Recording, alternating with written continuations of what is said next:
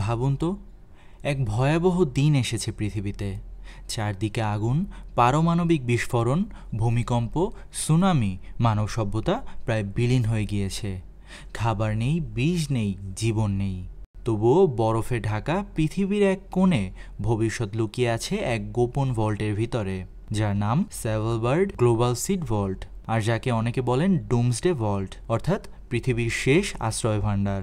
এই ভল্টটি অবস্থিত নরওয়ের মেরু অঞ্চলের শেষ প্রান্তে স্যাভেলবার্ড দ্বীপে, যেখানে মানুষের বসতি প্রায় নেই বললেই চলে। চারদিকে শুধু বরফ আর তুষার, যেন প্রকৃতির বুকেই লুকিয়ে আছে মানবতার এক বীমা। এই ভল্টের উদ্দেশ্য একটাই, মানবজাতি যেন আবার শস্য উৎপাদন শুরু করতে পারে। যখন সব হারিয়ে যাবে, তখন এখান থেকেই নতুন করে শুরু করা যাবে জীবন। এটিকে ভাবুন এক ধরনের ব্যাংক হিসেবে। এখানে জমা হয় না টাকা, জমা হয় বীজ। পৃথিবীর নানা দেশের সরকার, গবেষণা প্রতিষ্ঠান, এমনকি বিশ্ববিদ্যালয়গুলো নিজেদের সবচেয়ে গুরুত্বপূর্ণ শস্য বীজের অনুলিপি পাঠিয়ে দেয় এখানে।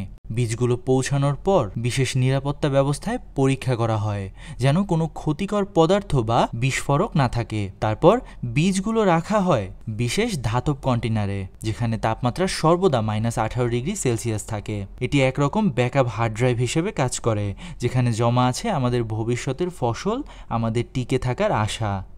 আজ পর্যন্ত এখানে সংরক্ষিত আছে 13 লাখেরও বেশি শস্যের বীজ। ধান, গম, ভুট্টা, আলু, মটরশুঁটি, এমনকি ফলের বীজও।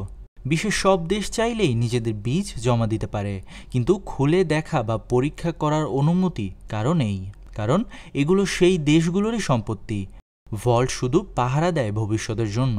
এখানে এতটাই নিরাপদ ব্যবস্থা যে বিজ্ঞানীরা বলেন পারমাণবিক বিস্ফোরণেও এই ভল্ট ভাঙবে না।